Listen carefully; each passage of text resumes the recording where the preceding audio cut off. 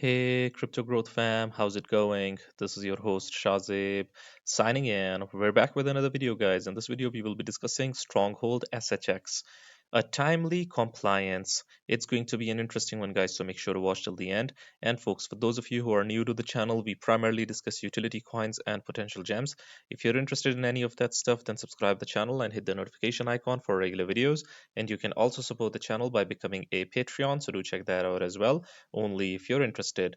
And folks, you can also check out the official crypto growth partners for the exchange. We've got MEXC. You can follow the link in the description box below for rebates, discounts, offers, benefits, and lowest fees. So do check it out. And as far as the wallet is concerned, you can check out Decent. They've got their remarkable products, their biometric wallet, which has got an astonishing $30 off.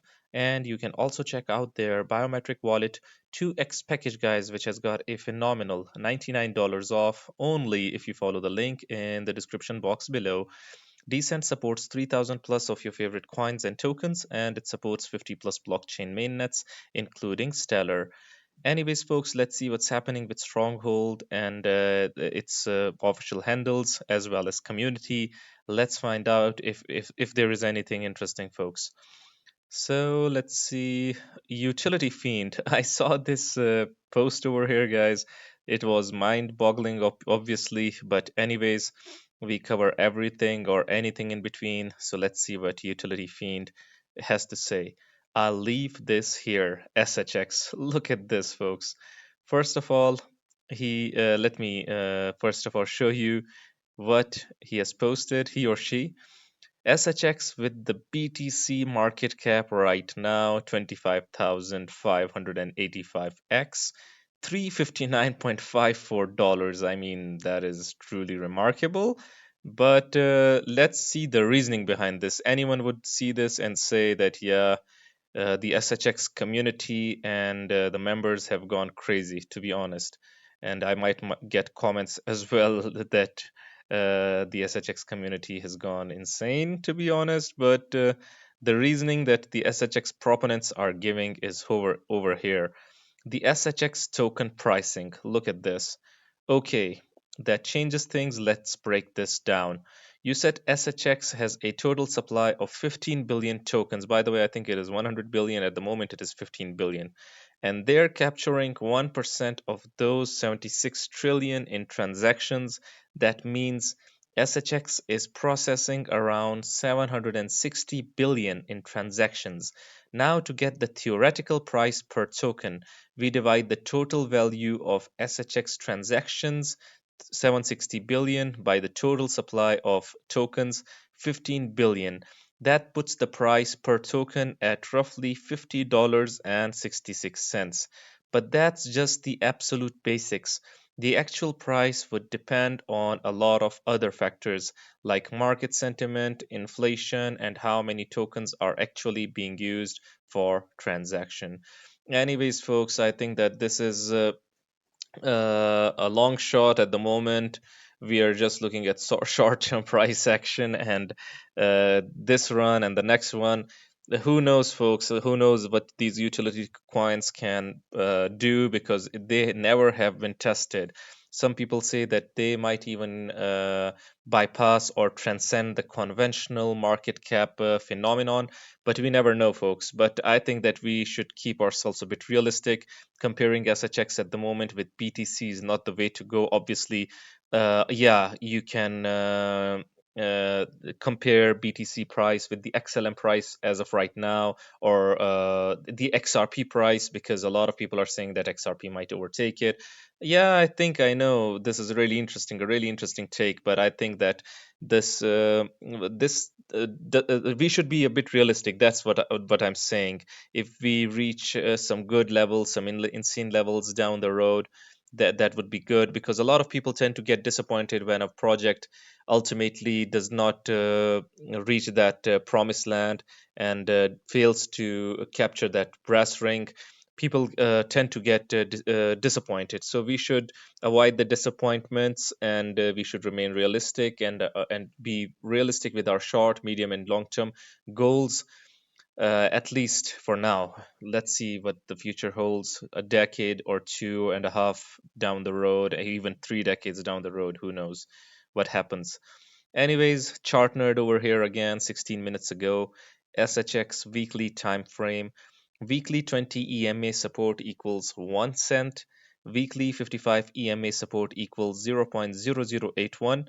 Both these 2055 EMAs also tie up close to the 0.382 Fibonacci and zero point 0.5 Fibonacci support zones. The low is near, and this will provide an optimal opportunity moving forward if either is met. If they're met, SHX might go and capture new levels, hopefully. Let's hope that it does.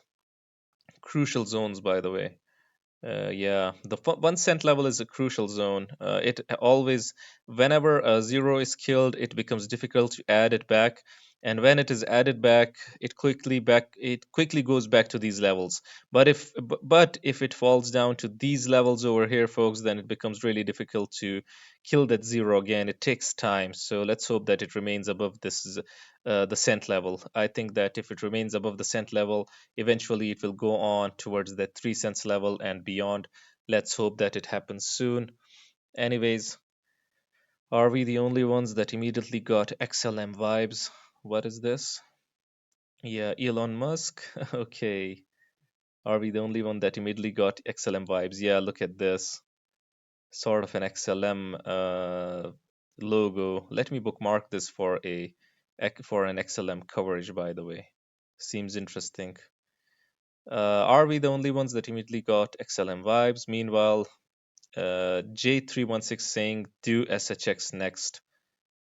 Luke, the deeper dive, says 24/7, 365, constant go mode, digital assets, 2025, the era of regulations. Watching the rest play out will be cinematic. As stay focused, I wish you all the best. Do yourself a favor and learn about VELO, SHX, and XLM right now. Love from TDD.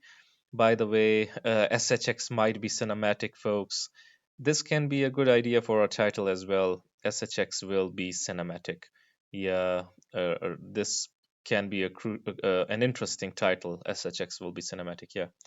Let's see how it goes, which title we decide, because I really like. Shout out to Mr. Luke over here, by the way. The Red Pill Pro with just a hint of Saturn, X Money Next, XLM, XRP, SHX. Elon Musk Grok 3 launch post looks freakishly similar to Stellar Lumen's XLM logo. Indeed, it's looking similar, but it is sort of a Saturn sort of thing. But if it had two of these lines over here, then it would have been totally similar, folks. Anyways, why Stronghold's timely compliance for the 2025 ISO 20022 deadline could skyrocket SHX while many banks lag behind. Let me open this up. Seems like an interesting read over here. Okay, 3rd January 2025, why Stronghold timely compliance for 2025 ISO 20022 deadline could skyrocket SHX. What's up, everyone? Let's talk about Stronghold SHX and how they are leading the charge with this ISO 20022 deal. Let me close this. Yeah. The inspiration for this article was the following video where the CEO and CTO of Stronghold SHX discuss what they implemented in 2024 and what's coming in 2025. We covered that video, so those of you who have been following the channel know what this video is all about. Anyways, from this article, you should pay attention to the following points that will be discussed below. The ISO 20022 deadline, banks that aren't ready for ISO 20022 compliance by March 2025 have several options, and one of them could indeed involve leveraging Stronghold's technology. One of the options, folks. So, this is the competitive advantage that Stronghold holds, the Stronghold's edge. Yeah, we covered this video, folks. The ISO 20022 deadline, so every bank can. Okay, so we covered this. Why Stronghold being ready matters. While many banks are still sorting out their compliance plans, Stronghold is already there. This isn't just about ticking a box, first mover advantage. First and foremost, it has got that first mover advantage. By being ready now, Stronghold can offer several services that others can't until they catch up. This could mean more businesses, faster transactions, and better customer trust. Folks, first mover advantage is real in any sector, in any business, or anywhere. Let me give you an example. If we talk about Ethereum, it has a lot of other projects have smart contracts. A lot of projects now have different things that are, I think, better than Ethereum. But Ethereum still has that first mover advantage, and this is why it is so high up in the crypto space, folks. This is this high up in this space. If we talk about other sectors, even if we talk about YouTube, those people that started a channel a decade ago, I mean, they had the first mover advantage. If we talk about Amazon, it has had the first mover advantage in terms of e-commerce. So first mover advantage is real, and Stronghold could have that in terms of business, faster transactions, and better customer trust, efficiency, and cost savings. Stronghold can process payments with richer data, which means less manual work, fewer errors, and lower costs. Banks still working on compliance might be stuck with older, less efficient systems. Obviously, folks, we've seen banks, we've seen these payment gateways, they are outdated, they are obsolete, their systems are lagging behind. So, this is where Stronghold has an advantage. Enhanced security and compliance. With ISO 20022, there's better data for tracking and compliance checks, reducing risks like fraud or non-compliance penalties. Stronghold's readiness means they're already providing this security. Awesome, folks. Direct acquisition of technology. Banks could look into acquiring or licensing Stronghold's technology directly. Given that Stronghold has acquired 20022 labs, they have specialized solutions for ISO 20022 compliance. This is great. So let us look at an example over here. A regional bank overwhelmed by the complexities of upgrading in its systems might consider purchasing Stronghold's ISO 20022 compliant modules to integrate with their existing infrastructure. So the integration will be as easy as it comes, thus avoiding the need for a full scale system overhaul. Number two, partnerships or integrations. Instead of outright purchasing, banks might opt for partnerships where they integrate Stronghold's technology into their operations. This could be through APIs or other connectivity solutions that allow banks to use Stronghold's compliance ready services.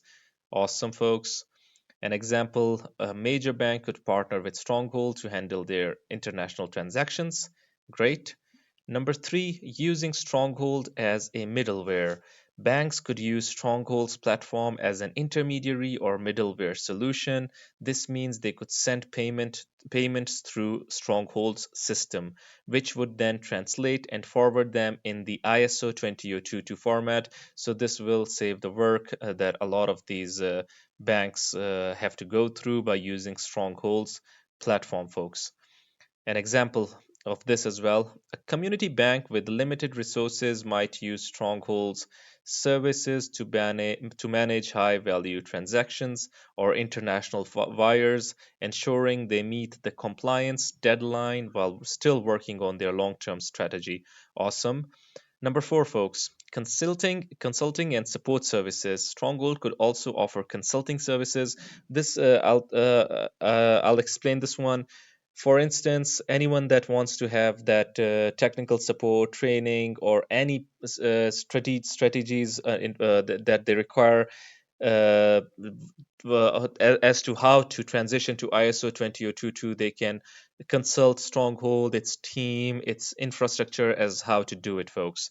Look at this example. A bank might hire Stronghold as consultants to guide them through the compliance process, using their expertise to avoid common pitfalls and speed up their transition, because ISO 20022 seems like a standard that will be followed and will require experience and expertise to transition, folks. So there are considerations as well. Look at this. The cost. Licensing or acquiring technology from Stronghold or any third party might involve significant costs. Dependency, banks might become dependent on external technology, which could pose risks if Stronghold services face disruptions, obviously. Cultural and operational fit, integrating a new system or even using it as a middleware requires banks to adapt their processes, which can be challenging. Finally, the regulatory approval. Any new system or partnership would need to pass regulatory scrutiny to ensure it meets all compliance standards. This is great, folks. Examples of banks lagging behind, big bank blues. Some major banks like Bank of America and JP Morgan are still in the middle of their transition. Regional holdups in Europe, even though the European Central Bank pushed for early adoption, they're still struggling, the smaller banks. The FedWire example, the US FedWire system is moving to ISO 20022 on March 10, 2025, but not all banks connected to FedWire are ready. This could lead to a bottleneck where Stronghold could shine. Stronghold's edge, folks. The strategic acquisitions and partnerships. One of the key factors positioning Stronghold for ISO 20022 compliance is its strategic acquisition of 20022 Labs, which we covered, folks. You can go and check out the official handle of 20022 Labs as well. This was a really great move. We covered this a long ago. Integration with global financial networks. Stronghold's integration with various distributed ledger technologies can be beneficial, like Stellar and Ethereum, which provides a robust foundation for compliance. CTO Sean Bennet has emphasized that this interoperability is essential for their operations, as well as innovation in payment solutions. The dialogue between the CEO and CTO of Stronghold highlights innovative payment solutions like real time settlements, fee discounts, and merchant financing programs. We have to keep in mind that all of them are designed with ISO 20022 in mind, folks. And the SHX token might be leveraged for these services, making it a utility coin. So, this is what we're talking about. Community and ecosystem readiness. Stronghold ecosystem has shown a keen interest in compliance, with community members on platforms like X actively discussing and supporting the move towards ISO 20022. Forward looking statements like 20022 Labs acquisition, integration with modern tech, payment innovations is giving Stronghold that competitive advantage and the competitive edge. And as we near March 2025, Stronghold isn't just keeping up, they're setting the pace, folks. So this is what we're talking about, and banks are trying to play catch up. This is where Stronghold can thrive. Anyways, folks, what do you guys think about Stronghold SHX? Do you think that Stronghold will indeed be cinematic? I would really like your opinions. Do hit the comment box below and let the community know. Anyways, guys, this was it for the video. If you liked it, make sure to like, share, comment, subscribe, and hit the notification icon if you're interested in utility coins and potential gems. And you can also support the channel by becoming a Patreon, so do check that out. Like I always say in the end, until next time, stay blessed and stay tuned. Thank you very much, everyone.